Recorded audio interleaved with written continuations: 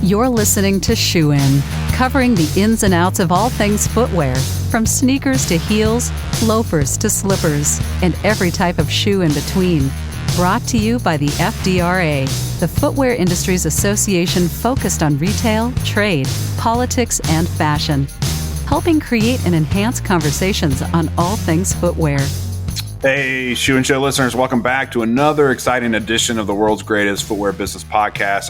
I would reckon to think it's the universe's greatest because it's probably the only one out there. So you're always first when you're the only one.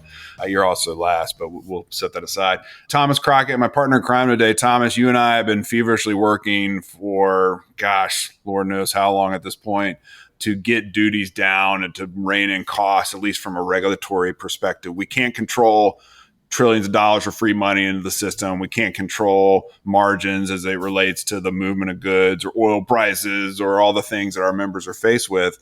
But we can do our best to lobby to lower duties. And let's just say the president's not listened to us to date. And we've sent a ton of letters in. Like I joked one time, and what I'm hearing, it's like a one-way pen pal. I send letters to the president. He does not respond. And so now we're in this environment where our partners who help us think critically about finding savings in the system, like working with what you got in the landscape that's presented to you, using the cards that have been dealt to you per se.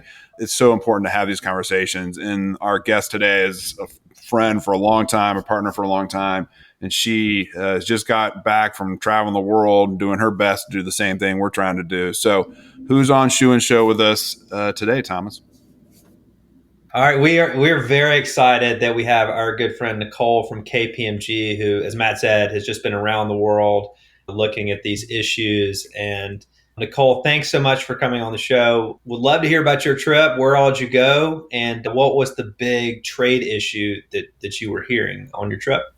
Thanks so much for having me. It's really exciting to be here and always love talking with you guys. Yeah, it's been 3 weeks of long travel.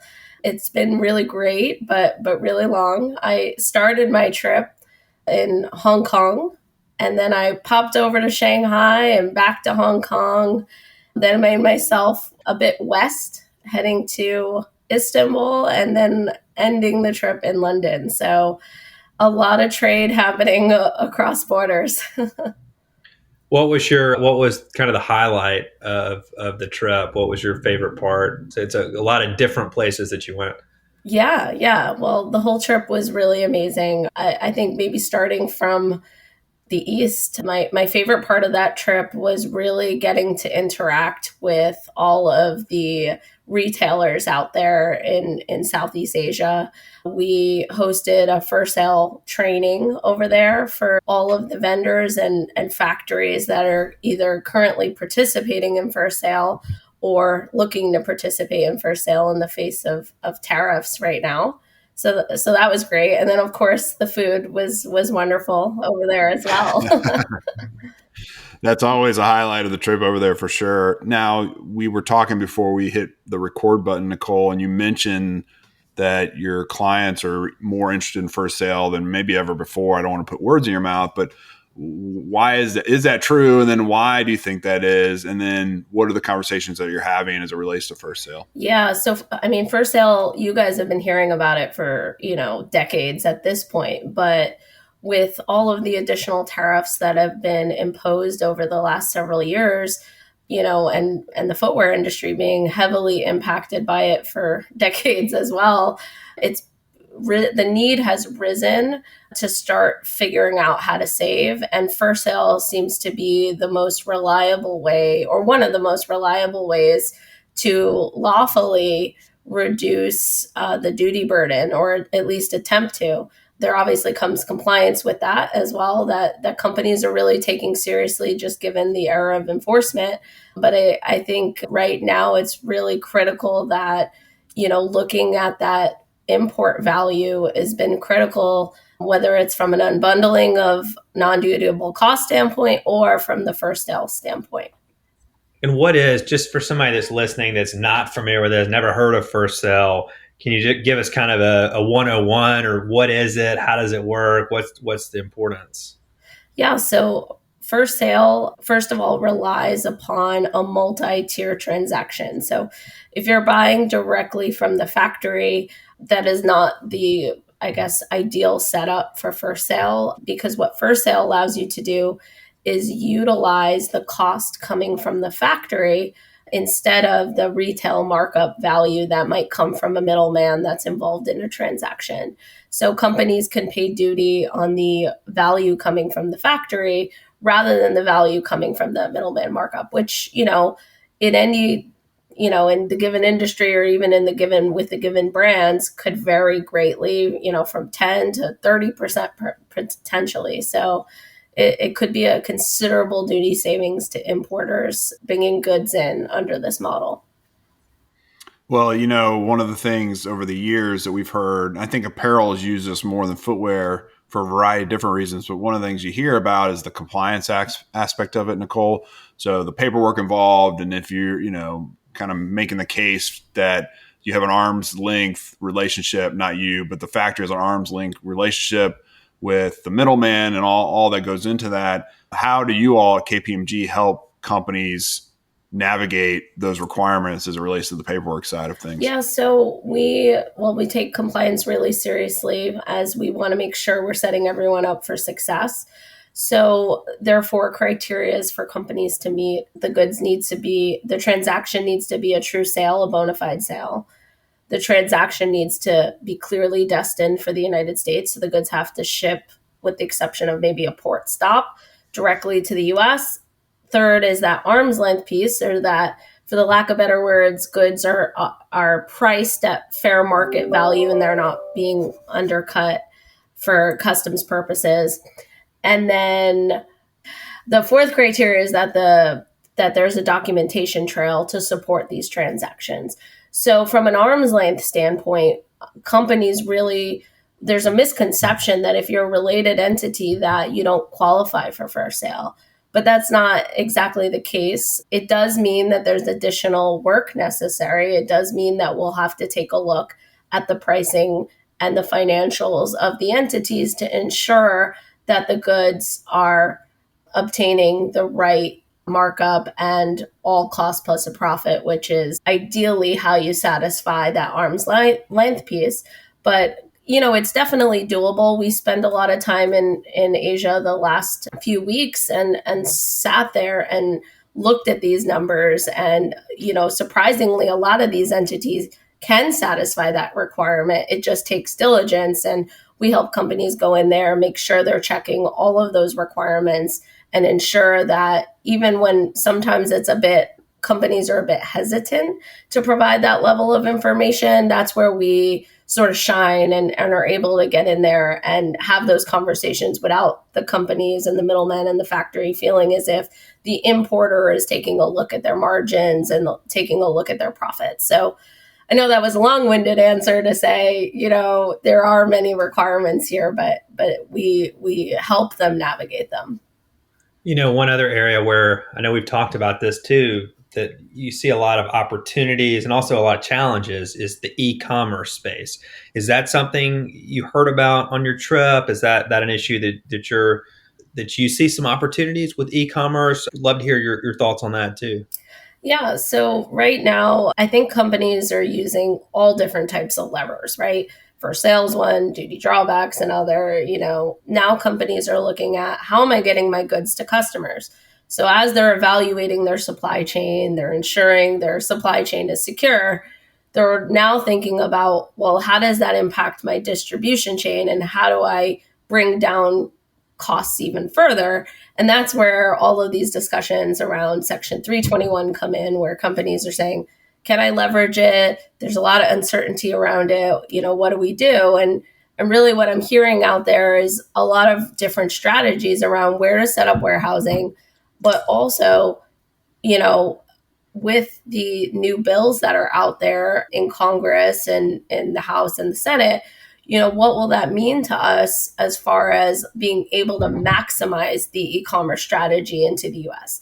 One thing's for certain is that US Customs is very serious about making changes, and the government is very interested in making changes and bringing more visibility. but it doesn't necessarily mean that there's not going to be a strategy going forward. Talking about that strategy, legislation in Congress, I know there's some efforts to shift sourcing, especially as companies are looking to navigate the 301 tariffs. And there's been a lot of talk about the Western Hemisphere. I noticed that's one place you seem to go around the world, but it didn't end up in Western Hemisphere. I mean, in like Mexico, South America area. But is there some promise there? Is there, for footwear at least, can footwear, is there a viable shift from China to places like Mexico when it comes to making shoes? So as far as moving distribution to Mexico, that's not going to be the magic bullet. It's just not going to be, I get calls from companies saying, can I just move my distribution to Mexico and use 321 over the border? U.S. Customs is catching on to that, even from a sustainability standpoint. And from that standpoint, they're looking at different countries and enforcing goods that are coming from those different countries to ensure that folks aren't circumventing the rules and bringing them through other countries. Not to say that if you have a viable supply chain from Mexico, that you couldn't bring them over the border. But if they start cracking down on non-market economies, or if they start cracking down on certain countries in Southeast Asia, then we're going to have to really take a look at origin and say, is the origin from Southeast Asia or is the origin from Mexico? If it is from Southeast Asia, there's a likely chance that certain countries 321 won't be viable, even if you move distribution to Mexico. So it's important to evaluate that aspect of things when you're thinking about making those significant distribution changes, because the pros could outweigh the con, or the cons can outweigh the pros. Mm-hmm. That's so true, Nicole. And the landscape is just shifting constantly, meaning like our businesses like predictability. They know not everything's going to be, favorable to moving goods seamlessly. We just know that. But we have so many variables that are changing constantly right now. We have spike in container rates that we're seeing again. We have conflict in the Red Sea that's impacting, obviously, the movement of goods. We have the Mexicans themselves who've now implemented a 35% tariff on just about every shoe that comes into Mexico from a non-free trade agreement country to make things even more complicated.